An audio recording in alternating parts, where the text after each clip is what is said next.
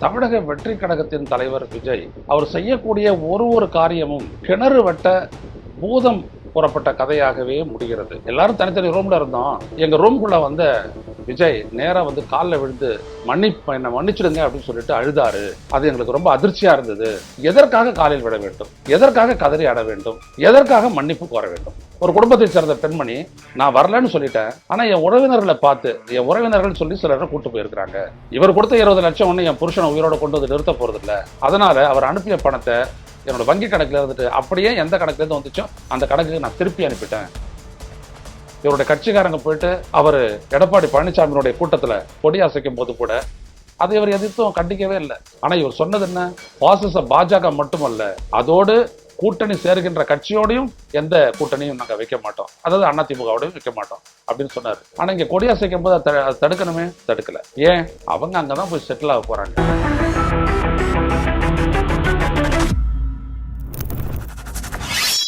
வணக்கம் தோழர்களே, ரோச செய்தியின் வாயிலாக இன்று மீண்டும் உங்களை சந்திப்பதில் பெருமகிழ்ச்சி அடைகின்றேன். தமிழக வெற்றி கழகத்தின் தலைவர் விஜய் அவர் செய்யக்கூடிய ஒரு காரியமும் கிணறு வெட்ட பூதம் புறப்பட்ட கதையாகவே முடிகிறது.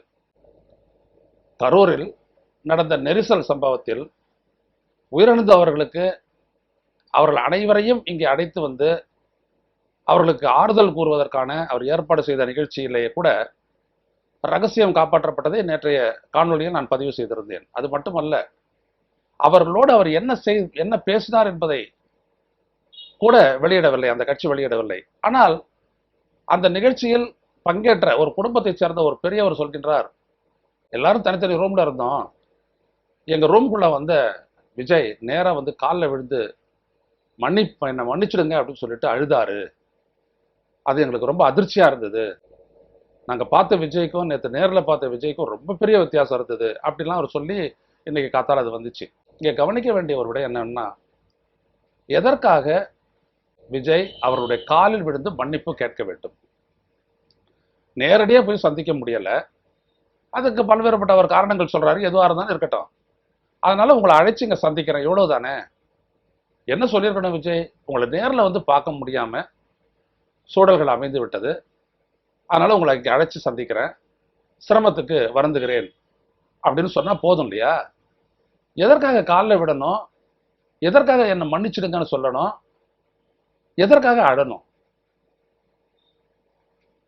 என்ன அங்கே நடந்த அந்த சம்பவம் இன்னமும் இவர்களை உறுத்துகிறது என்றால் அந்த சம்பவத்திற்கு மூல காரணம் தாங்கள் தான் என்பதை இவர்கள் உணர்ந்திருக்கிறார்கள், விஜய் உணர்ந்திருக்கிறார் என்பதைத்தான் இது காட்டுகிறது. நினைத்து பாருங்கள், எதற்காக காலில் விட வேண்டும், எதற்காக கதறி ஆட வேண்டும், எதற்காக மன்னிப்பு கோர வேண்டும்? எல்லாவற்றுக்கும் தமிழக அரசே குறை கூறிக்கொண்டிருந்த இவர் இவ்வாறு சொல்லி இருப்பது, ஒரே ஒரு குடும்பத்தினர் பேசியதற்கே இந்த உண்மை வெளியே வந்திருக்கிறது. இன்னும் பல குடும்பத்தினர்கிட்ட என்ன அவர் பேசினாரு, இல்ல வேற என்ன அவங்க பேசினாங்க, ஏன்னா இவர்கள் அனைவரும் அந்த நடந்த சம்பவத்தின் சாட்சிகள் என்பதையும் நாம் கவனத்தில் கொள்ள வேண்டும். ஏன்னா இவர்கள் என்ன சிபிஐ விசாரிக்கத்தான் போகிறது. நீங்க எங்கே இருந்தீங்க, எப்படி நடந்துச்சு இந்த விடயம், எதனால உங்க குடும்பத்தினர் பாதிக்கப்பட்டதா உங்களுக்கு தெரியும், நீங்க அங்க இருந்தீங்களா இல்லையா அப்படின்னு பல்வேறுபட்ட இடங்கள் இருக்கு. ஸோ இவர்கள் எல்லாம் ஒரு விதத்தில் பார்த்தார்கள், சிபிஐனுடைய அந்த சம்பவத்தினுடைய சாட்சிகளாக விசாரிக்கப்பட இருப்பவர்கள், அவர்களைத்தான் இவர்கள் கூப்பிட்டு சந்திக்கின்றார்கள். ஏனென்றால் எல்லாரையும் எடுத்து ஒரு ஹாலில், அங்கே அது ஒரு பெரிய ஹோட்டல் தான், அந்த கான்ஃபரன்ஸ் ஹாலில் கொண்டு வந்து எல்லாரையும் உட்கார வச்சுட்டு விஜய் நேரடியாக பேசி சொல்லியிருக்கலாம், நிச்சயமா தன்னை பார்க்க வந்திருப்பவர்கள் உயிரிழந்தார்கள் என்பது அவருக்கு சோகம் தரக்கூடிய விடயம்தான். ஆனால் மன்னிப்பு கோருவதும் காலில் விடுவதும் அழுவதும் எதற்காக?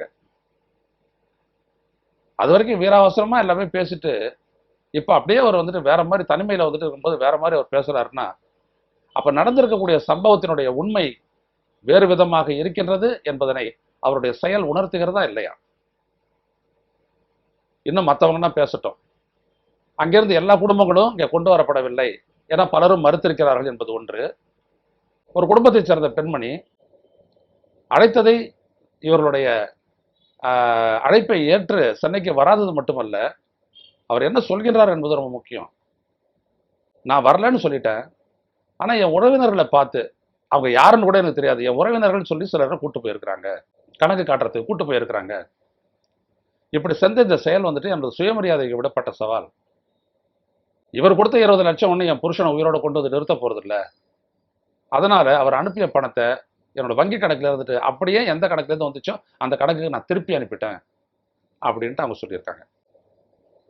இதுவும் இன்றைக்கு சோசியல் மீடியாவில் வந்துருச்சு. நாலு பார்த்தோன்னா ஒரு 2 நாள் கழிச்சு மெயின் ஸ்ட்ரீம் ஊடகங்கள் டிவிலெலாம் வரும். இது 2வது விடயம். 3வது விடயம் பலரும் வரல, சில குடும்பங்கள் வரல அப்படின்னு சொல்லியிருக்கிறாங்க. அது யார் யார் என்னன்னு தெரியணும். 2வது 2 குடும்பங்களின் பெயர்களில் வந்துட்டு இவங்க பெட்டிஷன் போட்டாங்களே உச்சநீதிமன்றத்தில், அவங்களுடைய நிலவரம் என்னன்னு தெரியல. அவங்களை அடைச்சாங்களா இல்லை எங்கேயோ விட்டுட்டு போயிட்டாங்களா அப்படின்றது தெரியல. ஸோ இதெல்லாம் ஒரு பக்கம் இருக்க. இன்றைக்கு என்ன பண்ணாரு, நேற்று அந்த சந்திப்பு, இன்னைக்கு உடனே என்ன பண்ணாரு, ஒரு அறிக்கையை ஒன்றத்தை வெளியிட்டார். மீண்டும் நான் வந்துட்டேன் ஆக்டிவ் பாலிடிக்ஸுக்கு அப்படின்ற மாதிரி ஒரு அறிக்கையை விட்டுருக்காரு விஜய். அந்த அறிக்கை வந்துட்டு நெல் கொள்முதல் தொடர்பானது. இப்போ தெரியும், டெல்டா மாவட்டங்களில் நெல்லெல்லாம் அறுவடை பண்ணி அது கொள்முதல் நிலையங்களில் அதெல்லாம் குவிச்சு வச்சிருக்கிற நிலையில மழை பெஞ்சு அந்த நெல் ஈரமாச்சு. ஸோ அதை ப்ரொக்யூர்மெண்ட் தொடர்பாக இவர் என்ன சொல்றாரு தமிழக அரசை நோக்கி, ஏன்னா தமிழக அரசு தான் அவர் பாயக்கூடிய ஒரே இடம். தமிழக அரசை நோக்கி என்ன சொல்றாருன்னா, இந்த அளவுக்கு நெல்மணிகள் வந்துட்டு மழையில நனைஞ்சு ஈரமாகி முளைக்கக்கூடிய நிலைக்கு வந்ததுக்கு காரணம் தமிழக அரசு கொள்முதலை தாமதிச்சு பண்ணது தான் காரணம் அப்படின்னு இவர் சொல்றாரு. நிறைய கொள்முதல் நிலையங்கள் வேணும். அந்த கொள்முதல் நிலையங்களில் வந்துட்டு இருக்கிறது எல்லாத்தையும் ப்ரொக்யூர் பண்ணணும். அவங்க சாக்கு இல்லைன்னு சொல்றாங்க. யாரு, தமிழ்நாடு நுகர்பொருள் வாணிப கழகம் வந்து ப்ரொக்யூர்மெண்ட் ஏஜென்சி. அவங்க என்ன சொல்றாங்க, போதுமான அளவு சாக்கு மூட்டைகள் இல்லைன்றாங்க. அது என்ன அப்படின்றத பார்க்கட்டும், தமிழக அரசு அதுக்கு உரிய பதிலை சொல்லட்டும். ஆனால் இங்கே ஒரு முக்கியமான ஒரு விடயம் இருக்காது. என்ன அப்படின்னம்னா, இது செய்யாததன் மூலம், சரியான நேரத்தில் வந்துட்டு அந்த ப்ரொக்யூர்மெண்ட் ஆரம்பிக்காததன் மூலமும் அந்த விவசாயிகளுடைய வாழ்வாதாரத்தை அடிக்குது தமிழக அரசு. எப்படி அந்த ஈர நெல் வந்துட்டு முளைக்குதோ அதே மாதிரி திமுக அரசுக்கு எதிரான அந்த எதிர்ப்பும் முளைவிட்டு அதுவும் நன்றாக வளர்ந்து திமுக ஆட்சியை முடிவு கட்டிவிடும் அப்படின்னு சொல்லிட்டு ஒரு அறிக்கை முடிச்சிடுறாரு. நான் என்ன கேட்குறேன், மிஸ்டர் விஜய் அவர்களே, ஒரு விஷயத்தை நீங்க புரிஞ்சுக்கிட்டு பேசணும். அங்க பிரச்சனை என்ன அப்படின்னம்னா, நேற்றும் முந்தா நாளும் 2 நாளும் மத்திய குழு இங்க வந்துருந்துச்சு. டெல்டா மாவட்டம் வந்துருந்துச்சு. வேலூர் வரைக்கும் வந்தாங்க. அவங்கள பல குழுக்களா பிரிஞ்சு வந்தாங்க. வந்தவங்க அந்த நெல்லினுடைய ஈரப்பதத்தை, அங்க குவிச்சு கிடக்கிற நெல்லில இருந்து எடுத்து அந்த ஈரப்பதத்தை அவர்கள் அளவீடு செய்கிறார்கள், மதிப்பீடு செய்கிறார்கள். அவ்வாறு மதிப்பீடு செய்து அவர்கள் என்ன சொல்றாங்கன்னா, 20 விழுக்காடு ஈரப்பதம் மிக்சர் மாய்ஸ்சர் கண்டென்ட் அது வரைக்கும் தான் நாங்கள் வந்துட்டு எடுப்போம் அப்படின்ற மாதிரி அவங்க சொல்லி அதை வந்துட்டு நமது விவசாயிகள் எதிர்க்கிறார்கள். 22 விழுக்காடு வரைக்கும் ஈரப்பதம் இருக்கிறத எடுத்துக்கிறணும், அப்படி எடுங்கன்னு சொல்லி தமிழக முதலமைச்சர் ஒரு கடிதம் போட்டிருக்கிறாரு உணவுத்துறை அமைச்சருக்கு. அதற்காகத்தான் அந்த குழுவை இங்க அனுப்புறாங்க, உள்ளபடி அந்த அளவுக்கு மோசமா இருக்கா அப்படின்னு அசஸ் பண்றதுக்காக.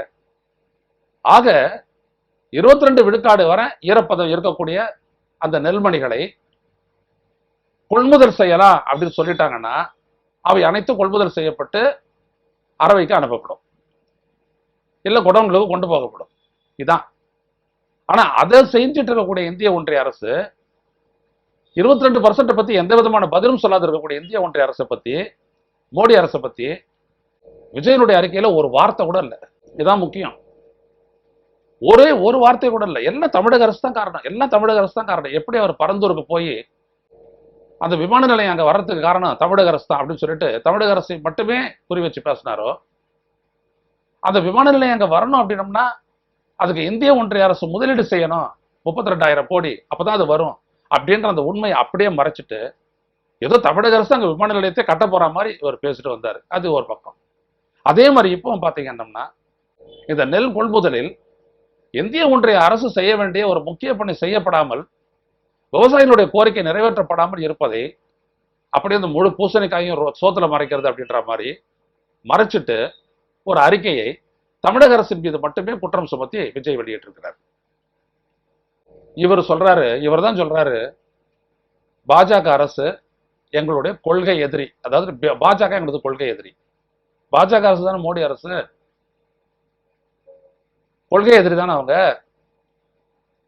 எக்ஸ்போஸ் பண்ண வேண்டியதானே அவங்கள. எதுக்கு இதில் பண்ணு 2%க்காக நீங்க பாக்குறீங்க? எங்களுடைய விவசாயிகள் வந்துட்டு மிகப்பெரிய டிஸ்ட்ரெஸ், அழுத்தத்தில் இருக்கிறாங்க, பாதிப்புல இருக்காங்க. 22% ஈரப்பதம் வரைக்கும் எடுக்கலாம் அப்படின்னு சொல்லிட்டு ஒரு உத்தரவு பிறப்பீங்க மோடி அவர்களே அப்படின்னு ஏன் சொல்றதுக்கு முன் வரல? முன்வர மாட்டாரு. ஏன்னா இதுதான் இவருடைய எஜெண்டா. திமுகவை மட்டும் எதிர்க்கணும், சும்மா கொள்கைன்னு சொல்லிட்டு பாஜக எங்களுடைய கொள்கை எதிரி அப்படின்னு சொல்லிட்டு, இது வரைக்கும் அவருடைய பாஜக எதிர்ப்பெல்லாம் சும்மா பேப்பருக்கு தான், ஒப்புக்கு தான். அவங்கள பத்தி எந்த இடத்துலையும் பெருசா பேசுறது இல்லை. இவர் தான் விஜய், இவர் கிறிஸ்டியன் ஆச்சு, இவர் கட்டாயம் அவரை எதிர்க்கணுமே, அவங்க சிறுபான்மையாச்சு, அந்த சிறுபான்மையரை பாதிக்கக்கூடிய கொள்கைகளைத்தானே வடிவமைச்சு நடைமுறைப்படுத்துது பாஜக மோடி அரசு. அதெல்லாம் கணக்கிலேயே கிடையாது. திமுக மீது மக்களுடைய வெறுப்புணர்வை உருவாக்கணும். திமுக தான் தப்பு, திமுக கிட்ட இருந்து மீட்கணும். திமுக எதிர்ப்பு அரசியலை மட்டுமே செஞ்சுக்கிட்டு ஒரு முக்கிய பிரச்சனையில அவர் பாஜகனுடைய மோடி அரசுடைய பங்கை அப்படியே மறைத்து விடுகிறார். இதுதான் ரகசியமா அவர் செய்யற தொண்டு. இப்ப தெரியுதுங்களா ஏன் பாஜகவோட அதிமுக பாஜக கூட்டணியில விஜய் கட்டாயம் சேருவாருன்னு நான் சொன்னதுக்கு காரணம் இதுதான். அவரு எப்படி பார்த்தாலும் திமுக எதிர்ப்புன்றதை மையப்படுத்தி ஒரு கட்டத்துல அதிமுக பாஜக கூட்டணியில போய் சேருவாருன்னு நான் சொன்னதுக்கு காரணம் இதுதான். ஏன்னா ஒருபோதும் அவரு மோடி அரசை எதிர்த்து பேசியதில்லை. இங்கே பரந்தூர் விமான நிலையத்தை பத்தி பேசினவர் அதுக்கப்புறம் டங்ஸ்டன் அந்த திட்டத்திற்கு எதிராக அங்க போராடிக்கிட்டு இருக்கிற விவசாயிகளுக்கு ஆதரவா ஒரு அறிக்கை கூட கொடுக்கல. நான் கேட்டேன், அறிக்கை கொடுங்க அப்படின்னு சொல்லி, என்ன கூட அந்த ஆதாரங்கள்லாம் இருக்கு. இவர் அறிக்கை கொடுக்கல. ஆனா தமிழக வெற்றி கழகத்தை சேர்ந்த தொண்டர்கள் அந்த மேலூர் அந்த போராட்டத்தில் கலந்துக்கிட்டாங்க. ஆனா விஜய் ஒரு அறிக்கையும் கொடுக்கல. அதேதான் அந்த எஸ்ஐஆரை பத்தி சைலண்ட். பீகார்ல அவ்வளவு பெரிய வாக்கு திருட்டு நடந்தது. அது ஒரு கூட்டத்தில் வந்துட்டு ஒரு மென்ஷன் 65 லட்சம் ஓட்டுகளை வந்துட்டு காண போயிட்டாங்களாம் அப்படின்றாரு ஒரு அப்பாவி மாதிரி. ஆக பாஜக இல்லை எனது குறிக்கோள், திமுக தான். அப்ப என்ன, திமுகவுக்கு எதிராக இருக்கக்கூடிய பாஜக அதிமுக அலையன்ஸுக்கு உதவுறதுக்காக ஒரு அரசியல் தான் விஜய் தமிழக வெற்றி கழகம் என்கின்ற பெயரில் முன்னெடுக்கின்றார். உண்மையில் அது தற்கொலை வெற்றி கழகம் இல்லை, அது காரண காரியத்தோடு தொடங்கப்பட்டது தான். அது அதனுடைய நோக்கம் தமிழகத்தை முறியடிப்பது. நல்லா நீங்க புரிஞ்சுக்கணும். விஜய் போன்ற கார்ப்பரேட்டுகளால் வளர்க்கப்பட்ட ஒரு நடிகர், அரசியல் அடிப்படை தெரியாத ஒரு நடிகர், இந்த மண்ணினுடைய எதிரிகளுக்குத்தான் இரையாவார் என்பதை புரிந்து கொண்டு, அதாவது விஜயனுடைய ரசிகர்கள் என்று சொல்லிக்கொண்டு தாவேக்கால் இருக்கக்கூடிய தொண்டர்கள் முதலில் அவர்களை விட்டு வெளியேற வேண்டும் அல்லது ஒதுங்கி நிற்க வேண்டும். விஜய் தனிச்சு நின்னாலும் சரி, விஜய் பாஜக அதிமுக கூட்டணிக்கு போனாலும் சரி, அது நிச்சயமாக தமிழ்நாட்டிற்கு பாதிப்பை ஏற்படுத்தக்கூடிய, குந்தகம் விளைவிக்கக்கூடிய ஒரு முடிவாகத்தான் இருக்கும் என்பதை புரிந்து கொள்ளுங்கள். அவருடையது எல்லாம் நடிப்பு. அதான் நான் ஆரம்பத்திலே சொன்னேன், அவர் கிணறு வெட்ட பூதம் வந்துருச்சு, பூதம் புறப்பட்டுச்சு, அதாவது எதிர்பாராத ஒரு எதிர்வினை வந்துருச்சு அப்படின்னு நான் சொன்னதுக்கு காரணம் அதான். எந்த இடத்துலையுமே அவர் நேர்மையா இல்லை, அவருடைய அரசியல் நேர்மையாவே இல்லை. அதனாலதான் இவருடைய கட்சிக்காரங்க போயிட்டு அவர் எடப்பாடி பழனிசாமியினுடைய கூட்டத்துல கொடி அசைக்கும் போது கூட அதை இவர் எதிர்த்தும் கண்டிக்கவே இல்லை. ஆனா இவர் சொன்னது என்ன, பாசிச பாஜக மட்டுமல்ல, அதோடு கூட்டணி சேர்கின்ற கட்சியோடையும் எந்த கூட்டணியும் நாங்க வைக்க மாட்டோம், அதாவது அதிமுகவோடையும் வைக்க மாட்டோம் அப்படின்னு சொன்னாரு. ஆனா இங்க கொடி அசைக்கும் போது அதை தடுக்கணுமே, தடுக்கல. ஏன், அவங்க அங்கதான் போய் செட்டில் ஆக போறாங்க. கடைசி வரைக்கும் அவருடைய ரசிகர்கள் என்ன பண்ணுவாங்க, விஜய் எடுக்கிற முடிவுக்கு நாங்களே ஏத்துக்கிறோம் அப்படின்னு சொல்லிட்டு போயிடுவாங்க. ஆனா மக்கள் அதை ஒத்துக்க மாட்டாங்க. விஜய் அவர்களே, அது உங்களுடைய அரசியலுக்கு ஒரு முற்றுப்புள்ளி வைக்கும். நீங்க தமிழ்நாட்டை தோற்கடிக்க பாக்குறீங்க. வெற்றி கழகத்தினுடைய இலக்கு தமிழ்நாட்டுடைய தோல்வி. நடக்கவே நடக்காது. விவரமான தமிழ்நாட்டு மக்கள் உங்களுக்கு சரியான பாடத்தை இந்த தேர்தலின் மூலம் கொடுப்பார்கள். தோழர்களே, இந்த காணொளி உங்களுக்கு பயனுள்ளதாக இருந்தால் இதனை தயவு செய்து விவரமாக பரவலாக பகிருங்கள். மீண்டும் சந்திப்போம். நன்றி, வணக்கம். ஊடகம் கார்ப்பரேட் அரசியல்வாதிகளின் கைப்பாவையாக அடிமைகளாக இருந்தது போதும். இனி சாட்டை எடுத்து சுழற்றும் நேரம் வந்துவிட்டது. ஊடகம் பொதுமக்களாகிய உங்களுக்காக, உங்களாலேயே இயக்கப்பட வேண்டும். ஊடக சுதந்திரத்திற்காக உங்களின் பங்களிப்பை இன்றே அளித்திடுங்கள்.